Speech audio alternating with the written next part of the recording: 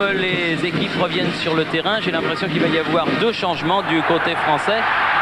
On va revoir ce qui s'est passé en première période. Les meilleurs moments et cette première occasion transformée immédiatement en but de Jean-Pierre Papin. Une erreur de Fuentes, Ronald et de Fuentes, ou de Racoué plutôt, sur ce centre de David Ginola. Et à bout portant, Jean-Pierre Papin retrouve donc les chemins du défilé. Pas mal non plus le 1-2 entre Zamorano et Toupert.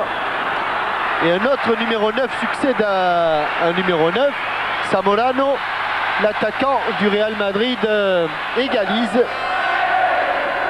d'un joli tir croisé déclenché à hauteur du point de pénalty. Aimé Jacquet, vous l'avez entendu, n'est pas pour autant inquiet. Il trouve ses bleus dans le coup et il a raison, car déjà ici, c'est un premier avertissement sans frais pour Tapia.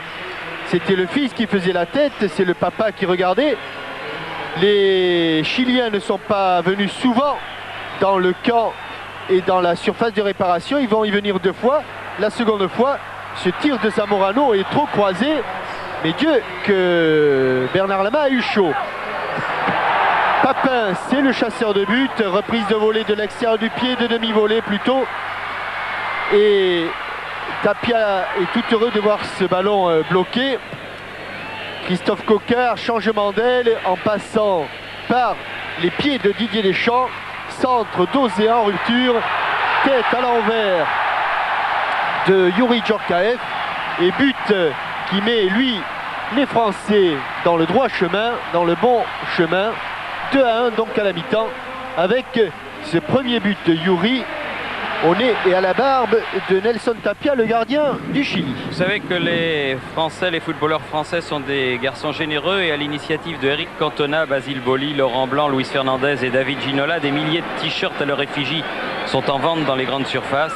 Les joueurs et les entraîneurs et l'entraîneur canois ont prêté leur nom et leur image pour ce projet. Il y a le coup d'envoi qui va être donné. Le temps pour moi de vous dire que si vous voulez faire une bonne action pour la tête par Paragüez.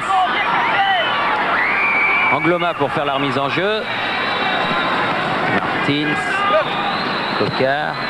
Ah, il y a de l'Auxerrois sur le terrain. Où s'est passé Deschamps? Oh, bien vu. Voilà, oui, bien vu. Et belle piquée. Et troisième but français. Corentin Martins. Intelligemment joué. Super technicien, car on le reverra. Daniel Lopez, pourtant arrière latéral, couvrait toute sa défense. Et c'est sans difficulté aucune que Corentin Martins mieux son entrée.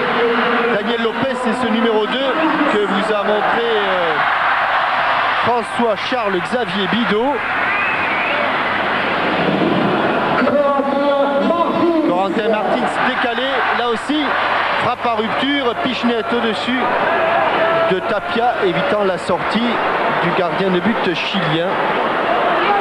Très belle ouverture de Didier Deschamps, à l'origine donc de ce but. L'homme qui a fait la passe décisive, Estey, où là c'était destiné à Zamorano, mais ça n'est pas passé.